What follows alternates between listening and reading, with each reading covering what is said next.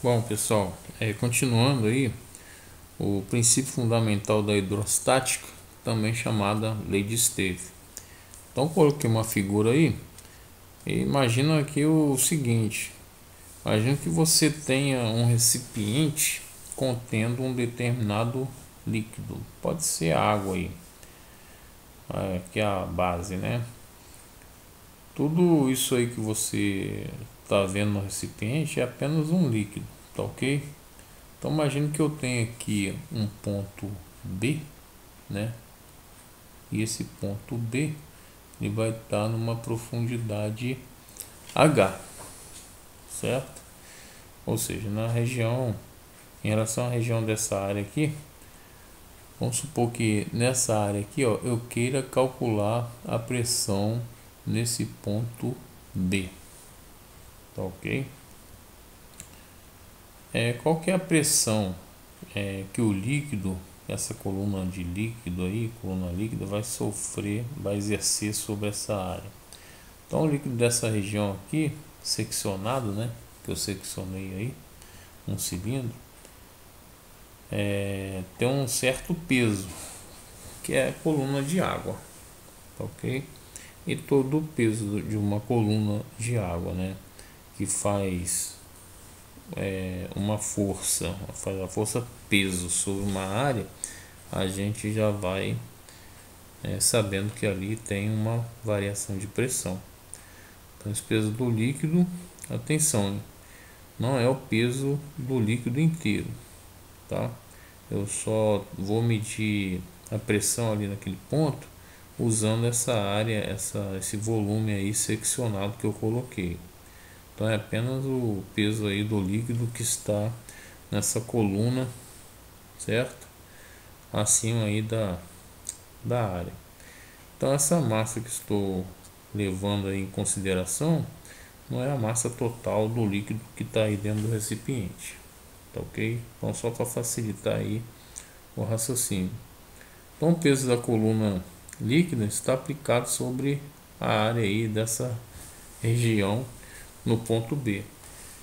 Então podemos falar que a pressão, falar de pressão, porque a pressão da coluna líquida será o peso, né, dessa massa líquida sobre essa região aqui, nesse caso aqui que é a área. Então vamos lá. Como se calcula a pressão mesmo? Pressão, né? Vou colocar aqui pressão é força sobre a área, certo? No caso, estou querendo saber sobre a pressão da coluna do líquido, né, nessa região aí. Então eu vou colocar assim: a pressão do líquido, certo? Vai ser quem? Pressão é força sobre a área, então é força peso. Peso é massa, então vai ser a massa do líquido vezes a gravidade, certo? Sobre quem? A área. Quem que é a área? Essa área aqui, ó, a área dessa circunferência aqui, ok? Nesse ponto B aqui, onde a pressão vai ser FB. Então o peso que essa coluna líquida está fazendo aqui sobre essa área aqui, ó, vai ser a pressão ali no ponto B. Só que a gente viu lá, né, a diferença aí de densidade, né, massa específica, ok? Então densidade vai ser quem? Vou chamar aqui a densidade de ρ. Vai ser a massa sobre o volume, certo? Então eu posso colocar aqui, ó, substituir aqui que o peso dessa coluna líquida aí vai ser massa aqui, massa desse líquido, essa coluna líquida vai ser a densidade do líquido vezes o volume, que é esse volume aqui, ó, dessa região seccionada. Então substituindo lá, ó, peso vezes volume vezes G sobre a área, tá ok? Bom, então no lugar dessa massa líquida aí, tá, eu coloquei é a densidade do líquido vezes o volume do líquido. Então, como que eu calculo o volume do cilindro? Então tá aqui, ó, a área da base, né, vezes essa altura aqui, ó, H.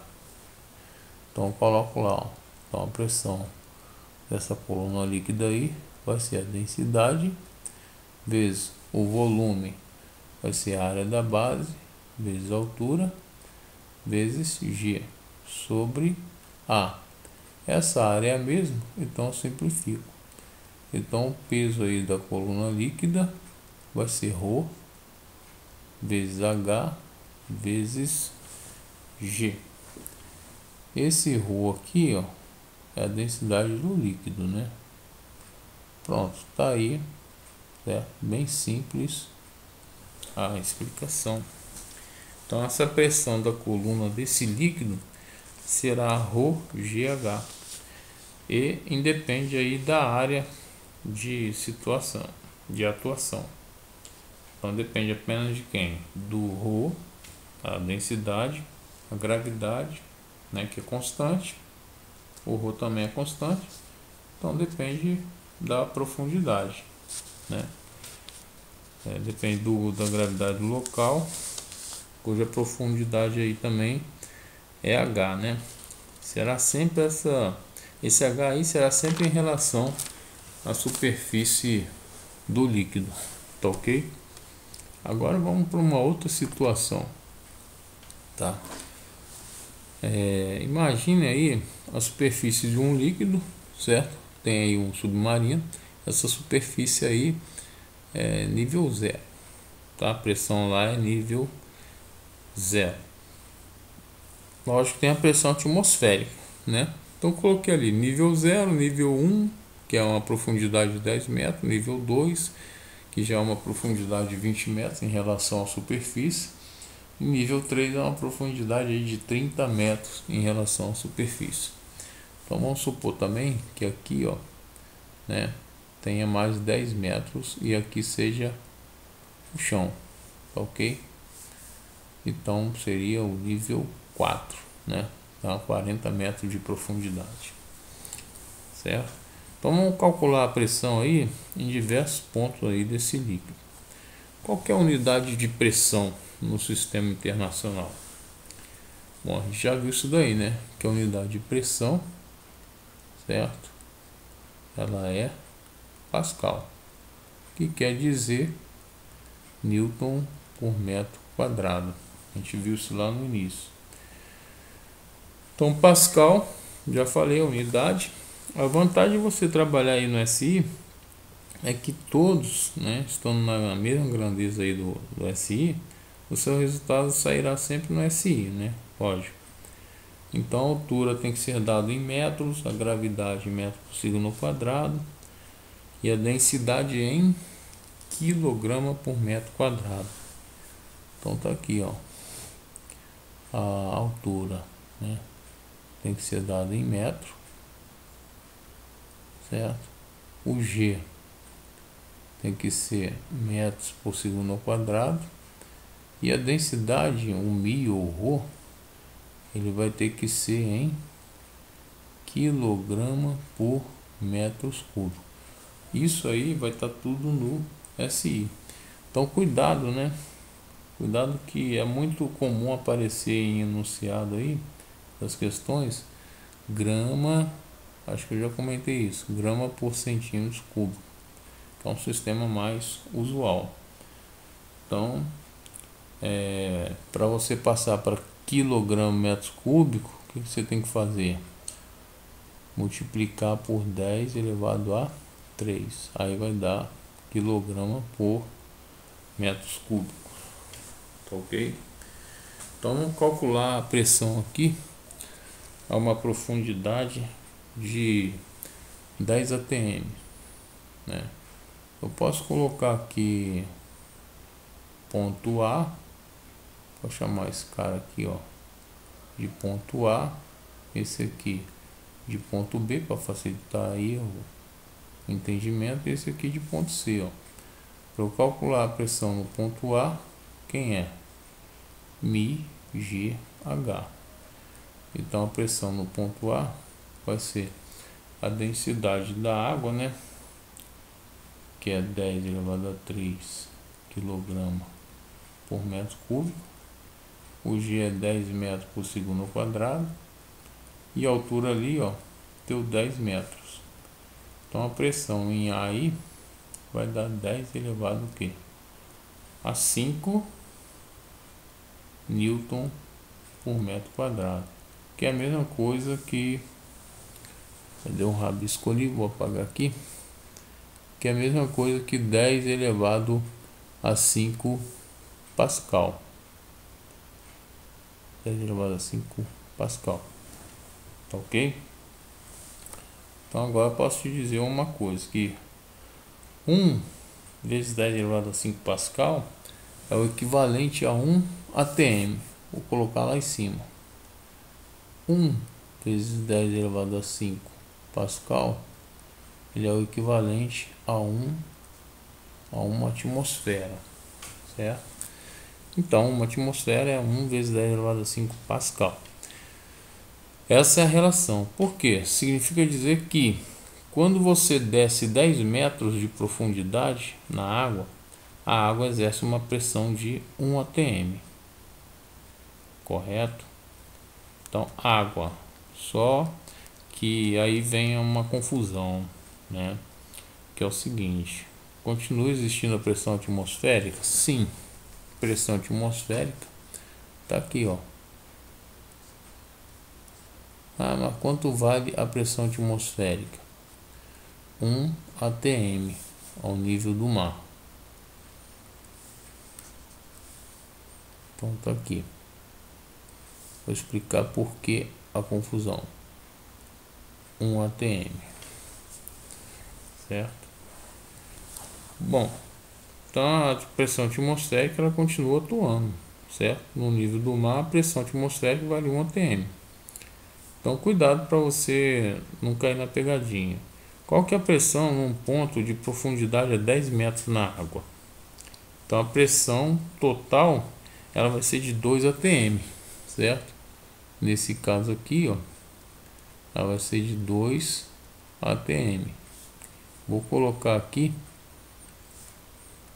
para vocês entenderem melhor o que eu quero dizer. Então 2 atm, certo? Que 2 atm é esse daí?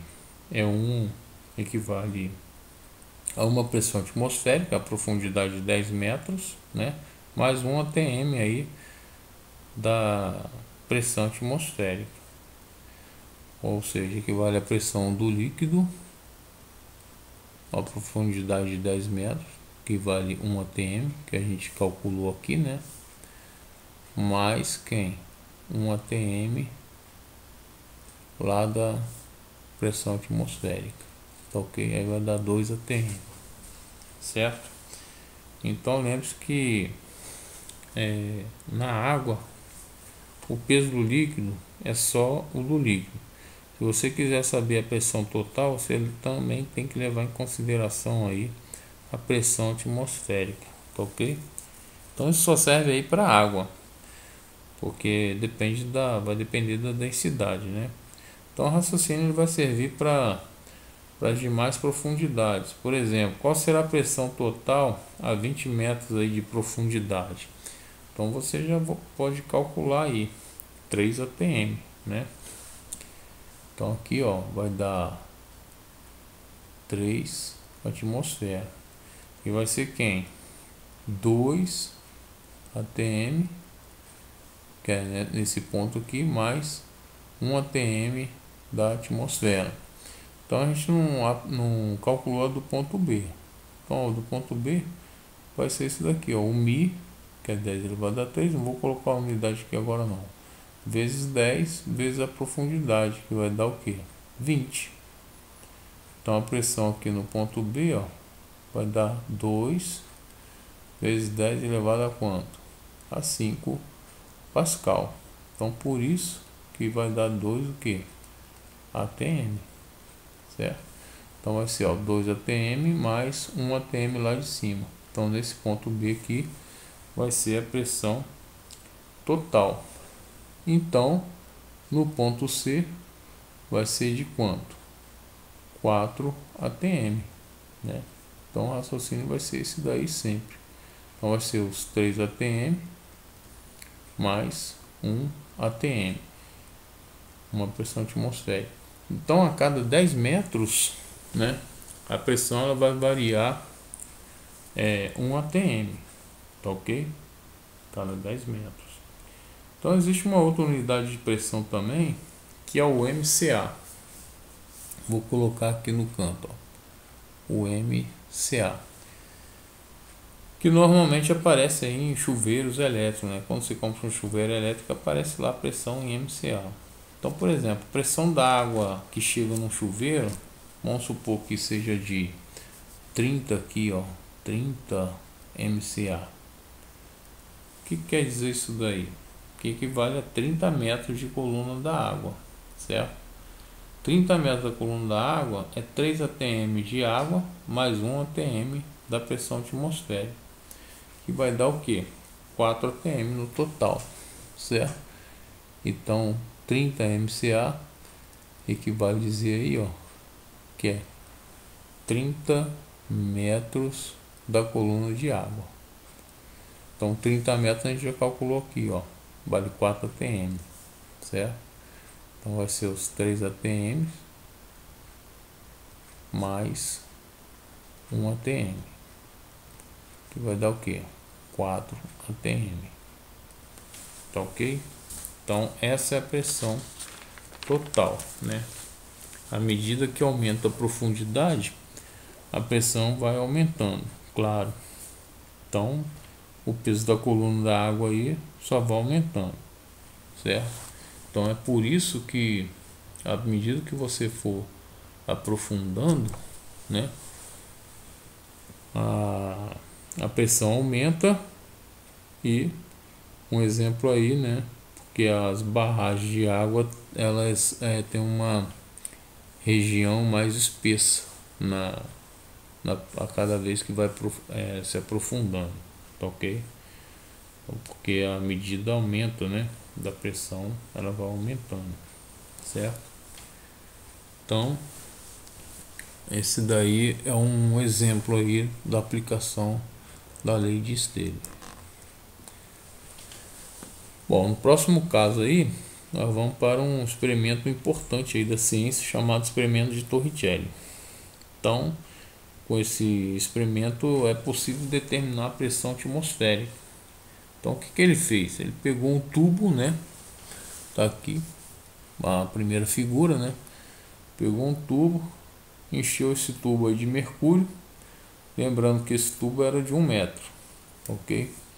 Então tá aqui a medida dele, 1 metro de comprimento. Então tá lotado de mercúrio, lotou de mercúrio. Pegou o tubo, tampou e virou de cabeça para baixo aqui, ó, na segunda figura, certo? Quando ele fez isso, aí ele soltou. Quando ele fez isso, ele percebeu que o nível do mercúrio baixou, né? Ele baixou e estabilizou o nível dele. Então o nível ficou aqui, ó, 76 centímetros, certo? A altura aqui de X, da superfície até lá. E aqui, ó, nesse espaço, né, ficou o vácuo ali. Por que o mercúrio não baixou tudo? Então, por conta da pressão atmosférica que está agindo aqui, ó, em todos os pontos aqui na superfície do mercúrio, certo? Então aqui a pressão atmosférica, certo? Que a gente chama também de P0, né? Então a pressão atmosférica, para a gente calcular o valor, a pressão atmosférica vai ser quem? A densidade do mercúrio, certo? Fiz a gravidade no local vezes a altura, ok? Em que a densidade do mercúrio é 13,6 grama por centímetro cúbico. Então vamos passar para quilograma, né, kg por metro cúbico, vezes a aceleração da gravidade, 10 metros segundo ao quadrado, vezes a altura da coluna de mercúrio, que é 76 centímetros, então vai dar 0,76 metros. Aí ele calculou aí a pressão atmosférica, né? Multiplicando isso tudo aí, vai dar 1,03 vezes 10 elevado a 5 Pascal, que é a mesma coisa que um ATM, ó.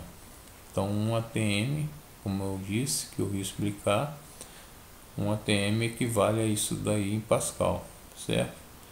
Que é igual a mesma coisa aí da pressão da coluna de mercúrio, 76 centímetros de Hg, ou 760 milímetros, que também já apareceu em questões, de Hg, tá ok?